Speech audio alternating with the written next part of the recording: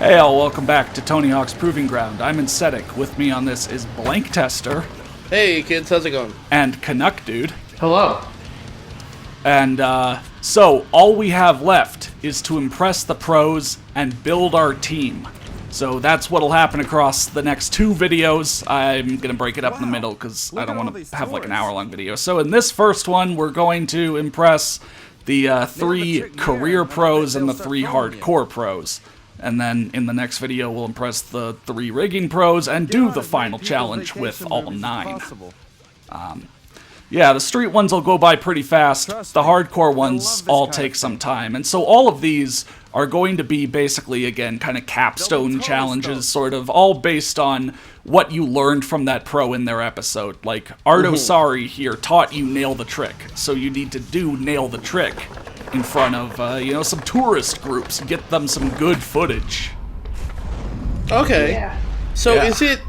are you able to get the entire roster on your team, or do you have to pick and choose? All of them. You can get all 9. Okay. That's actually the requirements, like, right? Yeah, for Sick, you need to do all 9. Rodney Mullen will represent, Day One's modding challenge. So you'll get Rodney Mullen instead of Daywan or Vanessa. It's just stuff like that. But still, someone from all 9 episodes. Sure. Again, I'm just going for pro. So yeah, Sick, do this all in a combo. It's like the freaking disclaimer. Go watch Benedict if you want to see some of these done on Sick. That's still pretty cool. Yeah. If I were a tourist, I would be impressed. I would think you're at least pro. I mean, I'm basically a tourist, and I'm impressed. Yeah? Yeah. It's the Blank Tester stamp of approval. Yeah. It's easy to get and easy to lose. You just kind of just ask for it. Yeah. Yeah. So if he fell, would he lose the seal of approval? Yep. Oh. He can do less. Oh, nice. I better not fail at all. Yeah, so it's nice, because it's not just nail the trick. Like, you could do nail the grab, nail the manual, and the game won't be like, hey, I was trying to be extremely specific. You can incorporate anything from that system in there. Yeah. So yeah. Because it's the same button to get into any of the nail does, right? So the park is empty, man. Right. The possibility. Yeah, then it's just like, you hold one button if you want to do nail the grab instead. You hold another if you want to do nail the manual. Right, that'd be unbearable. Right. So yeah, Bob is in Lansdowne, and his is going to be about nail the grab. So we just need to get a high score, and only stuff in nail the grab. I guess, the nail the trick system is counted. You can go around and get these red pellets to give you some more time. That's, probably have to do all of that to get Sick, because that's like 500,000 versus pro just being 200k. Yeah, that definitely makes sense. I like how they call them Hawkman pellets. Like, if you didn't already do one of the arcade machines, you probably wouldn't really understand what they're meaning. Why they're called that, or yeah. I mean, you might not have. Yeah, it'd be just confusing. Yeah, like, people who played this game in the comments, when did you get to the arcade machines? Like, after this, I will be showing the arcade machines for at least this version of the game. But like in my first playthrough, it was kind of like I'd find some and maybe I'd check 1 or 2 out along the way, see what they were like. But you figured you would save those for later? Yeah, because it was like I knew they were going to take some time. They weren't as easy as just finding a street challenge if I really needed some more rep or whatever. God damn, you really do. Oh, I was wondering what it meant by... No, go ahead. You really do get a lot of points for nail the trick shit, don't you? Like, you got 36,000 points in that one jump. Like, for reference, for those who haven't played, doing a 900 in your regular stance is 6,000 points. 6,500 or so. So you're getting a shit ton of points from this. Yeah, I think the backflip 900 is 15,000 points, and obviously that's kind of just sort of cheesy. Yeah. So yeah, nail the trick is definitely worth it. I mean, risk reward. They did a good job balancing. Though I will say, I think once I learned nail the manual, I could not, like, you know, go off a normal jump, not vert. Just go off a normal jump, do some nail the trick stuff, and then input a manual to go into it, as I could before. Like, once I unlocked nail the manual, the game kind of expects you, if you want a manual out of a nail the trick, you have to use nail the manual, I think. Oh, which interesting. Kind of sucked. But again, I really use nail the trick a lot on, like, vert, and nail the manual's not for vert, so the game will let you revert just fine, and you can do it. Oh, okay. It's just something I'm pointing out, you know. Yeah, I mean, there's not really much you could do.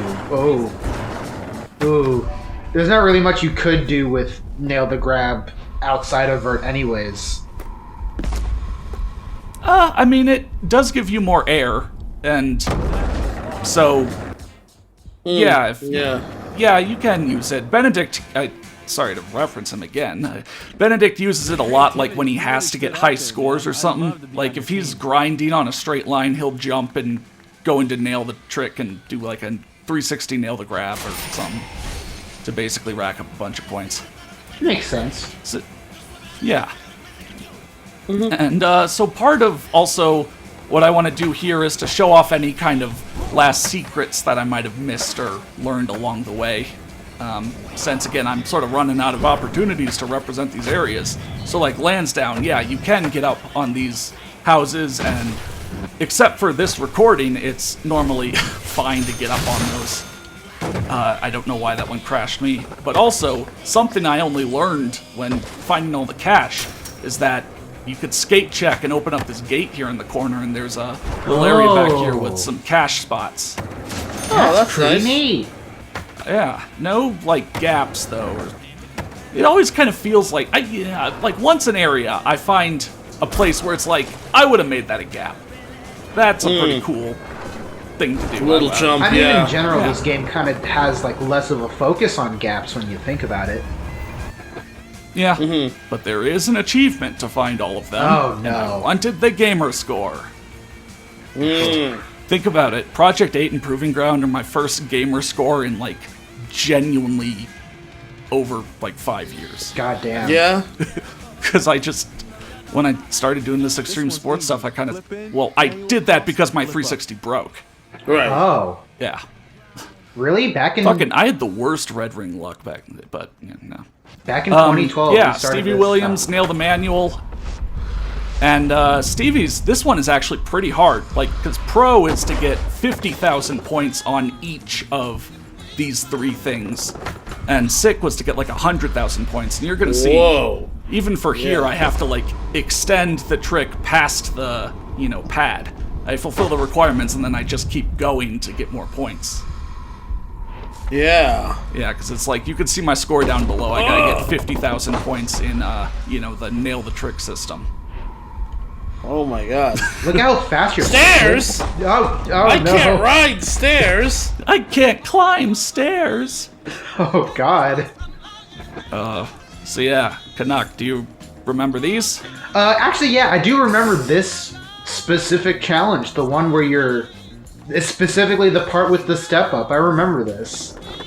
Having to do the nail the trick, like, in between the nail the manuals across the pads.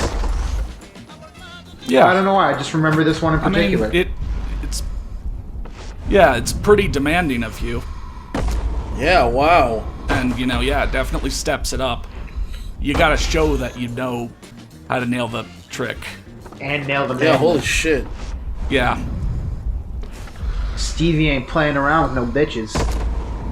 Yeah, prove your worth. And you gotta go for points to get, like, pro and sick. Yeah. Wow. AM is just to fulfill the requirements, so, you know, I mean, you still have to know how to get in a manual and keep a manual, but you could just, you know, jump up and not do anything. But yeah, you could see me putting in a lot more manuals. Are you gonna do a nail the grab like, here? Oh. Interesting. Saved it? Yeah. It's a question mark. Question mark, yeah. Yeah. At least, again, the game is kind of lenient with you running into stuff in Nail the Manual. Yeah. And I'm glad that it doesn't, like, really physics your board, like, oh, you clipped with something. guess who's gonna go tumbling into the abyss? Oh yeah, that would be horrible. Yeah. Yeah, I mean, you know, I didn't get a lot of opportunities to show off Nail the Manual past Stevie's episode, so here is, you know, some more real action. You know, me showing it off. Man, that is cool. Yeah, what you can do and such. Oh, okay. Saved it. Saved it. Yeah, nah. I mean, I cut out quite a bit. Usually you can expect these to be like successful runs. I like your style and your tech skills. I also want to say I really liked how the movie theater doors opened. Like, you know, hey, you wanna come inside? No, you're gonna do that instead. Okay, understood. We'll stay open for you. All right. I'm good. Holy Christ! Oh, Yeah, wow. so we got 3 pros, so technically we can go film the team video. But again, I want to get all 9 pros on my team. You also got $100,000. Yeah, Yeah, I mean, I run this city. yeah. Baby. We built this city. You gotta love this city, baby. Yeah. All right, so yeah, those were the 3 career impress challenges. They were, you know, pretty short, pretty sweet, and again, the hardcore ones are all gonna take some time. That's why there's still like 24 minutes in this video. Michael Mouse. Yeah, Mike V taught us aggro kicking, and now we gotta really show that we know how to do it by doing an all-city race. That's right, we're gonna be racing throughout the entire game world. And to get that's pro cool. or sick, you also need to get a certain amount of these camera spots that were set up.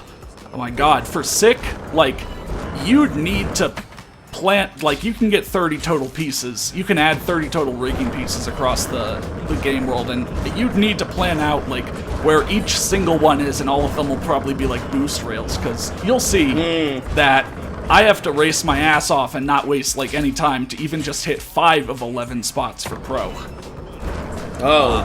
Yeah, yeah, it's crazy. I can't imagine how you get sick on this, except, again, like, perfect placement of additional pieces. So sick is like under a certain time and getting Yeah. a certain number of... Yeah, 4-minute timer limit. AM is just do it in less than 4 minutes. Pro is get 5 of these photo spots along the way out of 11, and sick is get all 11. All under 4 And minutes. still come in under 4 minutes. Oh, okay. Yeah. Also, I really like how this is kind of reminiscent of the very first hardcore mission in the game, where when Mike V is teaching you how to do the aggro pushing and you have to hit the checkpoints. Yeah. It's kind of reminiscent of that, except instead of just being in one of like the 9 locales in the game, it's across the whole game. All of them, yeah. Yeah. I also like that you were faster than that train. Faster than a speeding bullet. Yeah. Bullet train. I mean, aggro, you know, aggro pushing's the way to go. Yeah. I remember... Or just on foot. I remember some people... I don't know if this was a some people thing or a me thing, but like playing this game with the aggro pushing kind of made Project 8 hard to go back to. Like I remember like Oh, yeah. Oh. trying to ride up a hill and just being like, man, I wish I could just be pressing do I RB do? right now. Yeah. Aggro Yeah, I pushing can see is that. the best addition to this game. Like I said back in the aggro pushing episode, once you get it, you can't Yeah. not use it. I mean, this game gets a lot of flack for having some kind of... Yeah. It's just so useful, it's so versatile, it's like, why wouldn't you? Yeah, I think it's probably the simplest of the really solid additions they made to the formula here, and probably the best of the simple additions they made. Yeah, actually, Because it's not that complicated an idea. You press a button in time with your pushing, and you push a little harder. But like, oh, that's cool. yeah, for once you get to use the car boost. Yeah, because you're not going to be manualing, Yeah. because you have to aggro push the entire way to make it. You know, I got I the saw photo those spots, I messed up a bit, and I'm gonna come in at like 3 minutes 45 seconds, you know, so. Damn. Whew. Yeah, I mean, it's... But do you think that this would have been like an iconic, like, because like no one really talks about aggro pushing all that much because it's in Proving Ground, which no one really remembered or played really. Do you think if this was in like Underground 1 or 2, people would remember this feature as like as iconic or legendary as reverting or walking? I think so. I don't think the previous games would have needed it. That's true. I think that Project 8 seriously had you were just so slow even when you were like trying to, grind things and keep your speed up, that the game had to add something like this in. I mean, you go back and, the original games, you just go at full speed like all the time. Yeah. Yeah, and you can get wherever you want in a fine amount of time. I think, aggro pushing was something that needed to be added here in this engine with the new open world kind of level design. It's interesting. That kind of, in my mind, that draws a comparison to the addition of sprinting to games like Halo, where like the first couple Halo games, the Bungie Halo games, didn't have sprinting except for Reach, which made you faster, but you were already decently fast. And then like Halo 5, you're kind of slow unless you're sprinting. This game seems to be taking that approach where you're not, or I guess not necessarily this game, but let's see how much you can it's a little bit slower. Check the guards to start your raid. While the older games were just fast. Yeah, the overall gameplay is a lot slower. You'll especially see that once I get to the arcade machines, where it's like, hey, suddenly you need to, play as fast and have the reflexes of, what you needed in the previous games. And it's like, I'm not a kid anymore. I'm an adult. I can't do that this fast. Yeah, I mean, that's interesting about the Halo thing, and I remember it caused, like, quite an argument for some reason between a couple of our friends. But whereas we're like, with the old games, you're not sprinting around like, I don't know, I can't think of any game now. You're not sprinting around. Brink. But, like, the movement was good, and especially with kind of the extra physics things you could do in like Halo 2 and 3.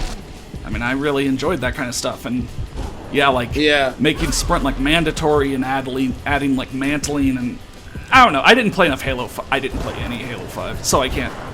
I don't want to form an opinion.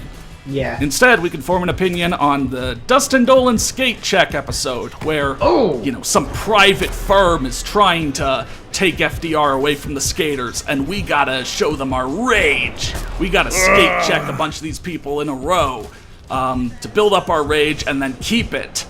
And so it's like constant slow-mo with this grain filter, and it's just like, I unleash my shackles, and I'm gonna skate check the ever-living shit out of all of you. When did this game come out? 2007. So like right when all games were gray and brown. And yeah. Every once in a while, someone will comment Grainy. that this game really is fucking kind of drab and plain with the grayscale. Yeah. Which, like, that's a fair criticism, and it's one that I agree with. It's like it's got an industrial feel. Yeah, you could say that. Yeah. That'd be a bit of a positive way to look at it, I guess. They were imitating Gears of War. Instead, you could just explain it the way the game did. Hey, East Coast, gotta love it. Yeah. No, definitely Good explanation. It was a thing of the times. Yeah, for sure. Yeah. Do you think? No. I totally could have sped this up, but I didn't. Yeah, whatever. It's not hard. There's always someone close enough to you to, Yeah, it seems like they spawn new dudes when you're not looking, so... Yeah. You turn around and there'll be a dude pretty close. And it tends to be in the same spot. I guess if you're too slow, the guy will take you out, and you'll have to build your rage back up, but as you see, it goes into slow motion, so, like, I never am too late. And you also have tons of time, Yeah. even if you were to get knocked out of rage. Also, something that I've kind of like realized about the skate checking system that, like, I guess I've known it inside all. I mentioned, like, when I first played this game, this is one of my favorite mechanics. But what I'm kind of realizing is that they apply the force to the model in the same way whenever you skate check. So a lot of the times the ragdolls just kind of do the same thing. And that is cartwheel end over end until they hit something. Yeah, I mean, it it's not seems true like ragdoll. Yeah, it seems like they apply the force like pretty much in the upper chest. Yeah, regardless of what you do, and it kind of makes everything look the same. Yeah. Yeah, especially when you do this many, and it always follows the guy. Like, at least in Dustin Dolan's actual episode, when you'd skate check people, the camera wouldn't, follow them as they flew through the air, so you wouldn't get to notice that so much. I mean, you're asked to do 30 of them for sick, so seeing this 30 times is not nearly as amusing as seeing it once or twice. Yeah, I think what would have been better is if they did that thing that they did in the previous game, where you would see like a little camera view in the corner of like what's happening to the guy while you roll away, That way you can watch it if you want, but like you're not forced to. Yeah. Because this is supposed to be like the epic finale of like the whole checking concept. And they're wanting it to be this whole big epic, oh yeah, look at you, you're running through everyone, oh yeah. And then you kind of realize that they all kind of look the same. And you kind of get tired of it after about 5. They all look the same, and you have to do it one at a time, and it's like, okay. Yeah. What if they made a sequel to this game, and they included Nail the Check, and you could, like, use your thumbsticks to position your arms for different kinds of Someone in the comments had that idea. Yeah. I don't know, Yeah. Alright, so we're... Gotta rampage! Gotta heal! Were you thinking any certain Krieg lines in particular for that challenge? No, not really, honestly. Yeah. So yeah, we moved on, and now it's Lance Mountain's, impress him, and he's gonna have just, like, the longest goal, but that's, I don't know, just 'cause there's a bunch of parts to it, and it's gonna do that same thing of, like, you've got one can, now let's freeze time and show you where the next one is over and over. I'm glad this mechanic is the one they gave the longest goal to. Yeah. So in the first part of this, you have to, get as many cans as you can in one slash grind, and, I keep only getting 8. Ugh. I finally get 9 eventually, but not, like, it didn't take me long enough to have to, like, fade forward. Yeah. Here we go. Yeah. Nice. So yeah, it's gonna be a 4-part challenge. Oh, God. He gave you 3 of 3 props. Yep. Yeah. I like that Lance is very conservative, and he manages to...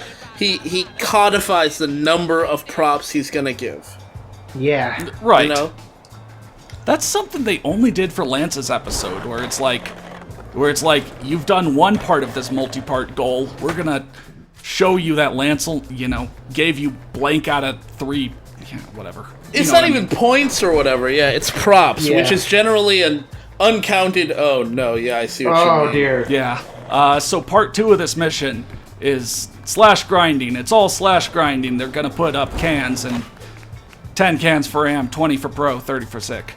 And it's, again, these are, like, random spots, so sometimes it'll spawn, like, right behind you, and you'll be like, God damn it, I should have gone the other way, but it's randomized, so it's not like a set thing. Yeah. Is it possible they ran out of time and then, like, didn't playtest this to recognize how annoying it would be to have the camera doing this? Probably. I mean, it was, a game a year. Those things are, those are never, like, polished enough. That's too general, but you know what I mean. Yeah, I feel like this would be a perfect opportunity for just, like, an arrow on screen that points to the next can. Oh, and then you don't need... You're right, like, and it just the moment you grab a can, the arrow just swivels to wherever you need to go. When you said that, I was just filled with this sense of, oh, that really would be better, wouldn't it? Why didn't they just do that? Oh, no. And, like, they've done that before. Exactly. They've had, like, a 3D arrow pointing to the next goal. Because it's so easy to imagine in a Tony Hawk game because they've done it before. Why didn't you just do that? Yeah. They do so many things that are only in this episode. Yeah. And that's only what's so in strange to Lance-related me. goals. Yeah. And this is why I think this part of the game they didn't give enough time to, because it's like this feels like, I mean, well, to be honest, having the camera swivel like that is actually does require some very odd math, because your character can be in the camera could be in a lot of different orientations, and then having it transform from one orientation to another would be kind of difficult. But like, I just don't know. It seems like there were some design decisions here in this final thing that were a little bit weird. Yeah, I see what you mean, though, that this would require actually quite a bit of effort to make what they implemented here. Yeah, because it's like, if the camera was always parallel to the ground, then no big deal, right? You just shift it over. But it's got to shift over and reorient, like it coming back to that angle you were just at. Like that? That's crazy. Yeah, like it's. Yeah. I mean, that's a lot of movement. Yeah. I don't know. And I guess maybe they had somebody who really understood like quaternions, and they were like, all right, let's just send it to the math guy, he'll do it, and then he did it, and he just built a system that smoothly transitions one camera position to another, and he was like, all right. Or maybe it was already built into the engine, you know? Maybe. Yeah, we'll never know. They had to have a camera system for moving the camera. So I don't know. Yeah. Interesting. One day when the source code gets leaked or whatever, I don't know. No, I mean, but it was extremely obvious. This is, you know, it's one of those, you know, yearly release cycles never go well. You know, they go well for the fat cat's pockets for a few years, but they always... Oh, that's a great sound. So yeah, we did slash grinding for cans. Now let's carve the stickers. Oh no! Hooray! The final part of this is doing both. Why do we have to have a part that's all fucking slash grinding and never mind. I mean, if they'd made it like 5, 10, 15 for Am Pro Sick for each of these, and then one last one, I think that would have been a little bit more reasonable. Yeah. There's just a lot for one pro. Yeah, I mean, they want Sick to be, you know, not free, and it certainly wasn't free. Yeah, it just feels like busy work a little bit. Yeah. You know, like the one for Stevie was cool because it's like that looks tough, but it's one tough task. Yeah, it escalated. Yeah, it's like, okay, now let's do an even tougher single task. Instead of, hey, do 30 very easy tasks. Okay, now do another 30 very easy tasks. This isn't escalating, it's just reminding you of the two things they added for bowl, you know, skating. Yeah. The difficulty is not in the quantity of what you're doing, it's in the quality of what you're doing. They want you to do something harder instead of doing the easier thing more times. Like, I don't know, I don't know how you could make the carving thing more difficult, though. I mean, like, I guess you could do something like the bowl is bigger, and so you need more speed to get up there, and I don't know. Yeah, I mean, the first part of this was, you know, you have to slash grind longer to get a better rating. You could do the same thing with carving, like, because you can carve around corners. I mean, like, every single one of these looks like shit, because the carving system only half works. If I'm not going for an arbitrary sticker, and I can, like, actually line up and carve around a corner, it looks kind of cool. So, yeah, I'll do the same. I don't know. Or if they had or if they had just made it points based. Yeah. You know, incorporate a carve into a trick of this length. Yeah, like Lance's actual episode never asked you to incorporate, you know, carving or slash grinding with other things in a combo, and the game never does actually ask you to do it. I'm going to try to, you know, again, try and get the most out of this game later on. I'm gonna actually try and implement slash grinding into a combo. But yeah.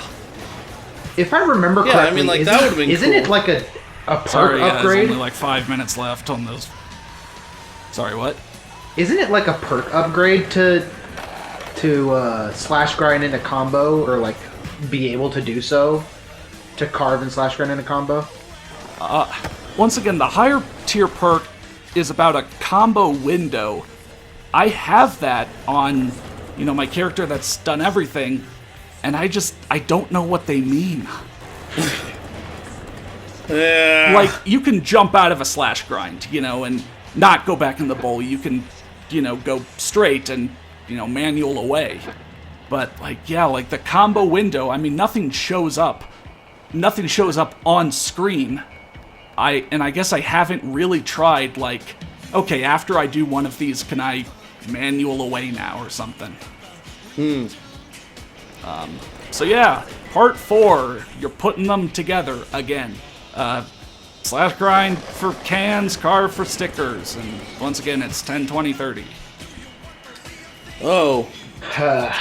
Well, you ain't no punk, you punk. I feel like this part would be better if they added a can and a sticker each time, and you had to get both before the next ones would spawn.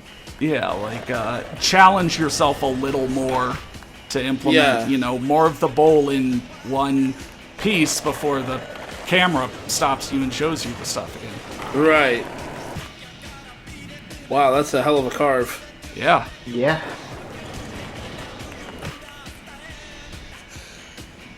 You feel this music? Yeah, yeah. Bumping. This is, oh god. Oh god, Yeah. I don't remember the song or the band,